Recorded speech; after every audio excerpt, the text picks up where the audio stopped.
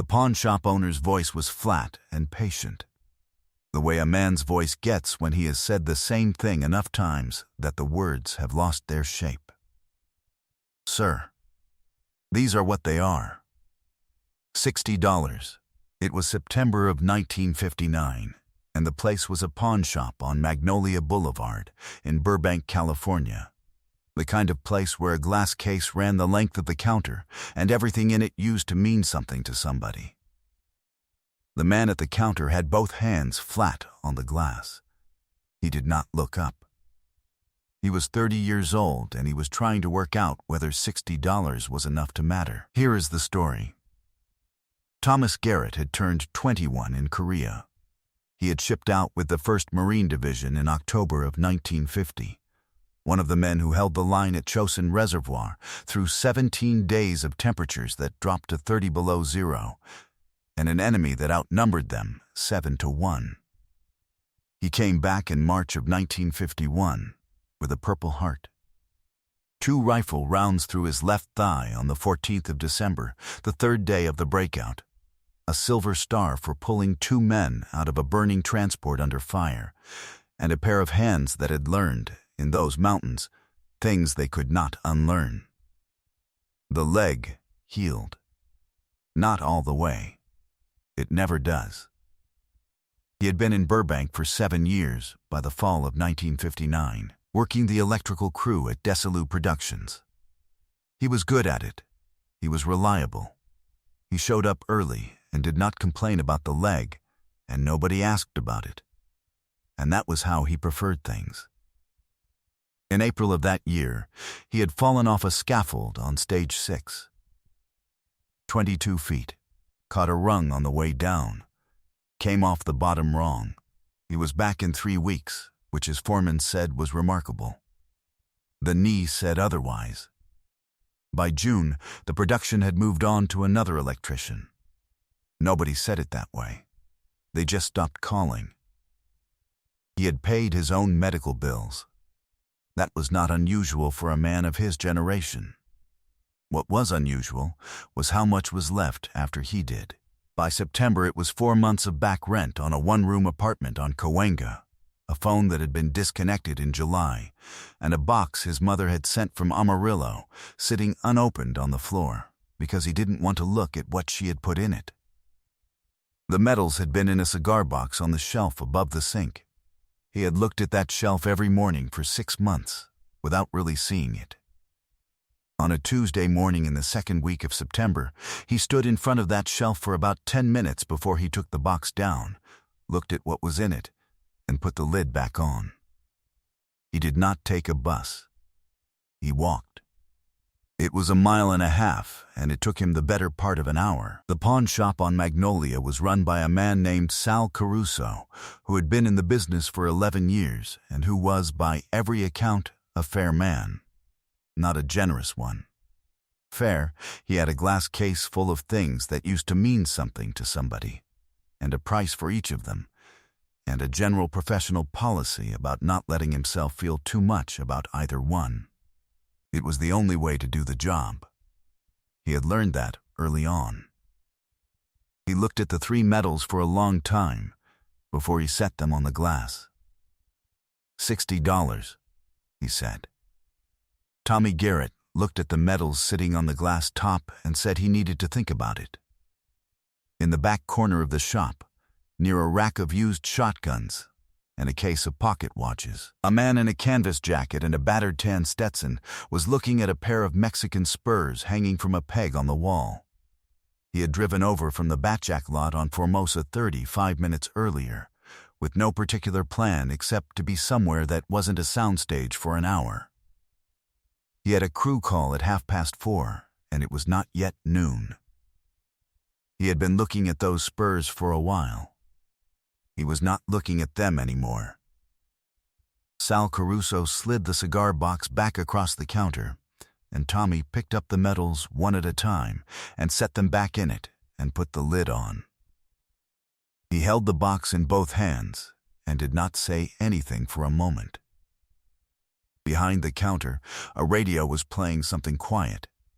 A ceiling fan turned overhead. "I'll take the 60, Tommy said. He put the box back on the glass. Sal wrote out a ticket, carbon copy, and slid it across with a pen.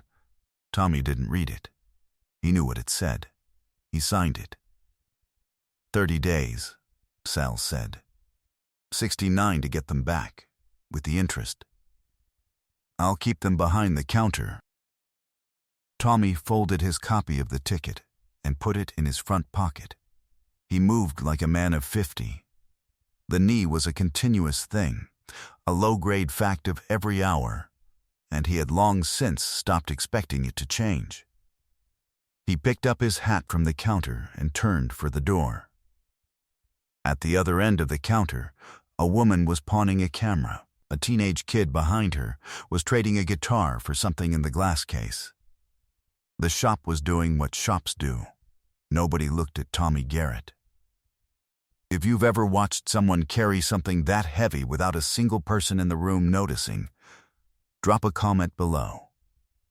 Drop your state. I want to know how far this story reaches. In the back corner, the man in the canvas jacket set the spurs back on their peg, not dropped. Set down. Deliberate, the way you put something down when your attention has gone somewhere else entirely. He stood up straight. He began to walk toward the front of the shop, slow and even and without any hurry about it.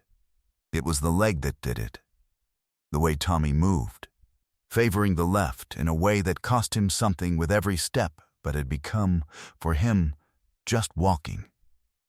The only walking he had. He was not performing anything.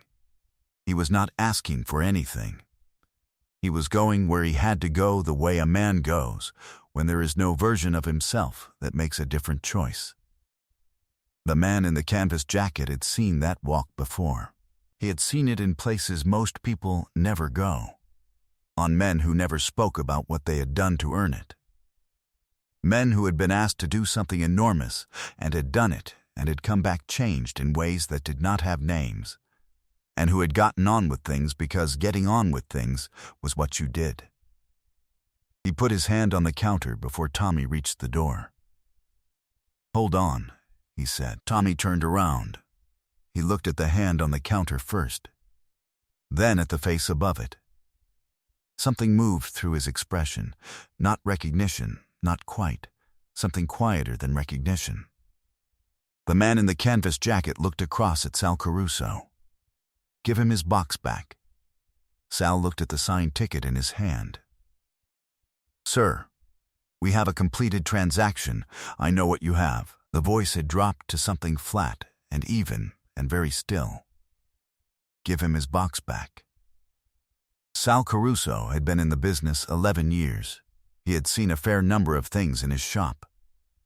He looked at this man for a moment, and then he reached under the counter and set the cigar box on the glass. The man in the canvas jacket opened his wallet. He put $60 on the counter. Then he kept going. He laid bills down the way you lay lumber, without ceremony, without pause, until he had gone through what was in it. He did not count it. He pushed the whole thing across the glass towards Sal. "That covers the box," he said. "The rest is for whatever else this man has in hock." Sal said, "Sir, I'm not sure what." "Find out." Sal found out. There was a watch, a Hamilton that had been Tommy's father's, a man who had died of a stroke in 1953 with his boots on and his affairs in reasonable order and not much cash. There was a small table radio, a set of socket wrenches in a red metal case. The man in the canvas jacket paid for all of it. Tommy Garrett was standing near the door with his cigar box in his arms. His mouth was open, and he was looking at this man the way you look at something that is happening that you do not have a category for. "Mister," he said, "I can't. I'm starting a picture in October." The man pulled a card from his shirt pocket and set it on the counter. "Amphibious operations, naval coordination, Marines in the Pacific. I've got people who've read about it, and nobody who's been there. I have a problem you can solve. Show up Monday if you want the work." He picked up his hat from where he had set it on the edge of the display case. He walked out. Tommy Garrett stood in the middle of the pawn shop on Magnolia Boulevard, with his cigar box under one arm and a business card on the counter in front of him, and did not move for a long time. He showed up Monday. He worked technical advisory on 2 pictures over the following 3 years. He knew what he knew, and he told it straight, and he was good company on a long location day, which is a quality that is hard to put on a resume and that people in the film business notice. By 1964, he was doing location logistics. By 1967, he was coordinating full production support for a mid-sized company in the Valley. The leg never got better, and it never got worse, and Tommy Garrett learned to work around it the way he learned to work around everything else, without mentioning it, without stopping. He married a woman named Carol Jimenez in 1962. They had 2 daughters. The daughters went to college. One became a registered nurse. One became a high school history teacher in Simi Valley, on money their father earned doing work he was proud of. He never told either of them about the pawn shop on Magnolia Boulevard.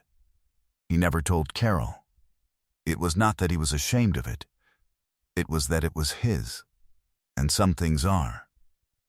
He kept the medals in the cigar box, not on display. On the high shelf of the bedroom closet, next to the spare blankets, where he knew exactly where they were. In the summer of 1971, Tommy Garrett was at a veterans gathering in Van Nuys, not a formal event, just a group of men who met on the second Saturday of the month at a VFW hall and drank coffee and didn't talk about it directly, but were there because they needed to be.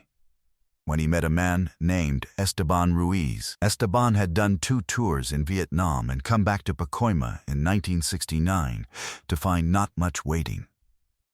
He was 31 years old, and he was having a hard time of it. Tommy took him for coffee. Then again the week after. Then he made 3 phone calls and got Esteban a job on a grip crew he knew. He did something similar for 4 more men over the next 9 years. None of them knew each other. There was no organization, no name on it, no announcement. Tommy just made the call when he could see someone needed it. And he knew how to see it because he had been there himself, standing in a pawn shop on a Tuesday morning with a cigar box in his hands and $60 worth of decisions to make. He died in Burbank in 2003. He was 73 years old. The obituary ran in the local paper and mentioned his service with the 1st Marine Division, his 31 years in film and television production, his wife Carol, his daughters Michelle and Patricia, and his 5 grandchildren. It mentioned that he was a man who showed up and a man who kept his word. It did not mention the pawn shop. His daughter Michelle found the cigar box when she was going through his things in the weeks after. Inside, a Purple Heart, a silver star, a Korean service medal, still in its original case, a folded pawn ticket from September of 1959, creased at the fold but intact, and a business card with a phone number that had not been in service for more than 30 years. She framed all of it, the medals and the ticket and the card, together, in a single shadow box with a dark mat. It is on the wall of her house in Thousand Oaks. In the afternoon, the light comes through the window above the hallway and crosses the glass face of that frame for about 40 minutes before it moves on. John Wayne never spoke of it. Not to the director of the picture Tommy Garrett worked on that October. Not to his children. Not in any of the letters that came to light after his death. Not in any interview given across the 20 years of public life he had remaining. There is no record of it in any biography of the man. No crew member from the Batjack lot ever recalled him mentioning a pawn shop on Magnolia, or a Marine, or a cigar box, or any of it. He noticed people, the ones that most rooms had decided not to see. the ones who had paid a price that entitled them, in his view, to a different kind of attention than they were getting from the world around them.